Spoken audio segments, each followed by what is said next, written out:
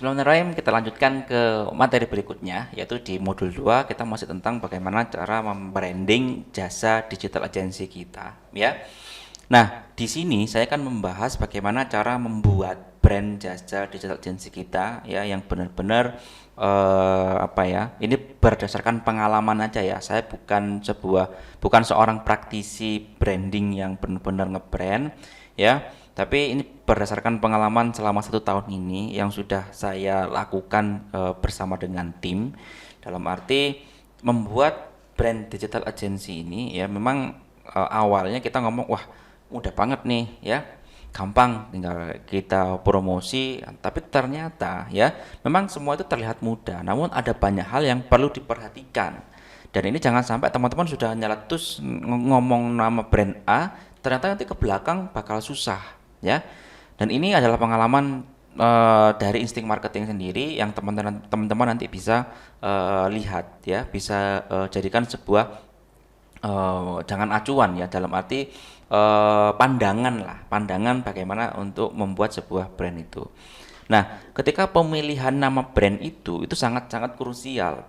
Bahkan saya membentuk tim ini awalnya memang tanpa nama, tanpa apa ya, kita ngomongin produk juga, kita ngomongin nama toko kita apa ya, tapi kita sudah punya produk. Itu sering terjadi kalau kita nunggu nama dulu, itu memang bagus tapi lama untuk kita dapat cash flow-nya, itu lama. Saya pun dapat nama ini baru mungkin 1 tahun berjalan. Oke, namanya ini, ya, ketemulah insting. Dulu nyaman insting doang. Habis itu diskusi sama istri, ternyata tambahin dong supaya tadi ini jelas positioningnya, orang tahu insting itu apa, ya.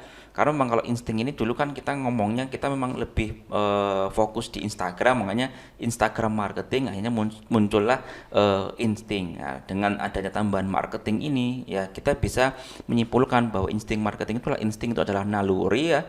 Jadi apapun produknya, sebisa mungkin kita berusaha untuk bisa menjualnya atau memarketingkannya.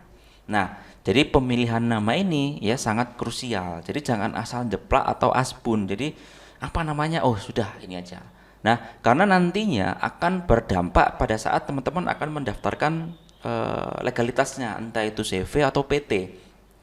Karena sekarang ketika kita mau mendaftarkan perusahaan, ya, nama kan benar-benar harus dicek apakah sudah ada yang punya, apakah sudah ada yang pakai, apakah sudah sesuai dengan aturannya. Karena kan nggak boleh dengan bahasa Inggris, harus pakai bahasa Indonesia.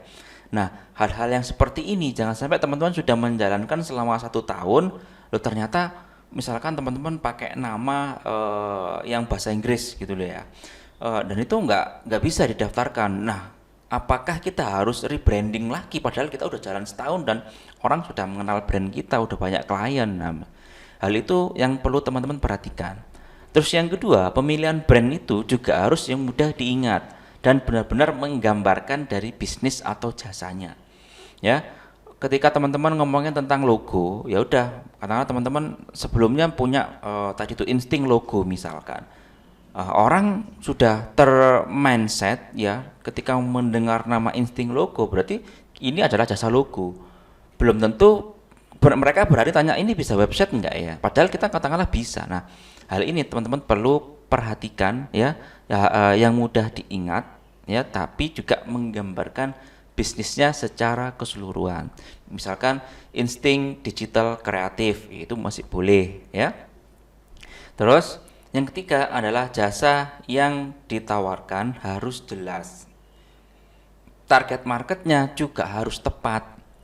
Jadi jangan buka bisnis, ya, jika kita tidak paham product knowledge-nya dan tidak tahu marketnya. Wah, ini parah kalau seandainya teman-teman nggak tahu product knowledge-nya. Website, oke, saya mau jualan website. Nah, ketika ditanyain bagaimana saya mau buka website yang bisa add to chat, kira-kira pakai aplikasi apa atau plugin apa. Nah, kita nggak tahu di dalamnya. Wah, itu juga cukup krusial. Makanya teman-teman ketika membuka jasa minimal harus pelajari dulu, harus buat dulu, ya, pahami product knowledge-nya dan tahu target marketnya. Karena kalau kita mau menawarkan jasa, berarti kan ada problem di sana. Ada masalah yang ingin kita selesaikan, ada solusi yang kita tawarkan. Nah, jadi teman-teman harus tahu dulu target marketnya siapa, problem mereka yang sedang dihadapi apa, dan solusi yang kita tawarkan. Nah, yang keempat, nah, teman-teman harus punya beberapa jenis layanan agar klien terus menggunakan jasa kita untuk kepentingan bisnisnya. Ini yang seperti di modul sebelumnya, bagaimana insting marketing ini berjalan di awal hanya social media management. Tapi ketika kita sudah mulai stuck nih di akhir tahun kemarin, apalagi ya yang bisa kita tawarkan? Setelah kita diskusi dengan tim, ternyata mereka bisa logo, bisa website, bisa foto produk, bisa video motion dan lain sebagainya. Nah, hal ini yang teman-teman perlu perhatikan ya, bahwa kita harus punya beberapa layanan ketika mereka sudah selesai menggunakan jasa logo kita. Apa yang bisa kita tawarkan lagi ya. Nah, yang kelima, untuk menghadapi klien yang berbadan hukum atau berbadan usaha, jadi tentunya mereka biasanya ya meminta ya untuk legalitas kita.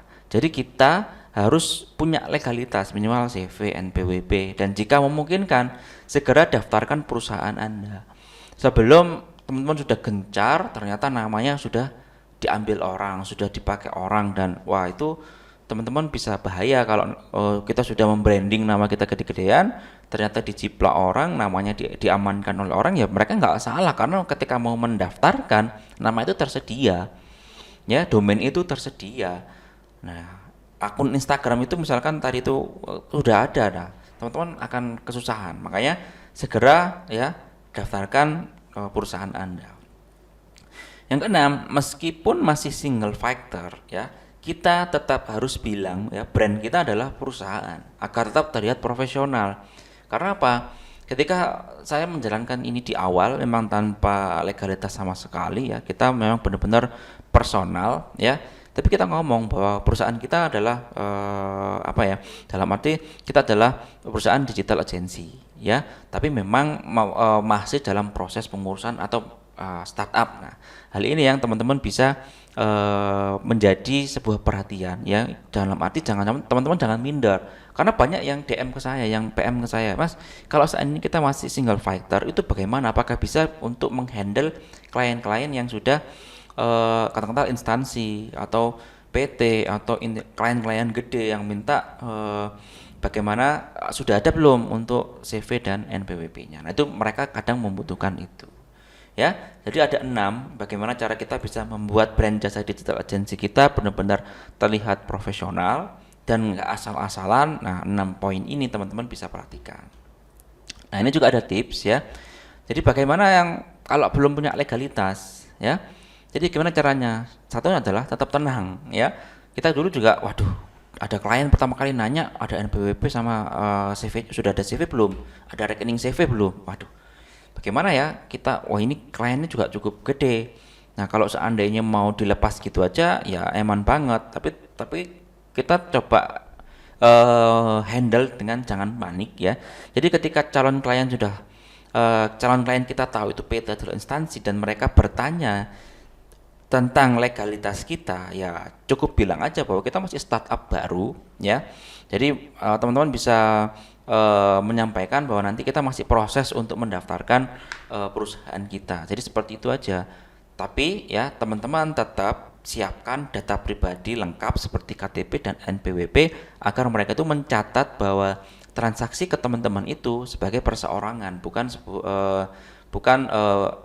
badan hukum ya, bukan CV dan lain sebagainya. Nah, ini teman-teman enggak usah minder, enggak usah aduh gimana ya mau pinjem punya siapa ya. Nah, ini jangan ya, sebisa mungkin kita itu masih bisa kok, dan kita masih banyak klien yang seperti itu tanpa harus menggunakan NPWP atau rekening dari perusahaan.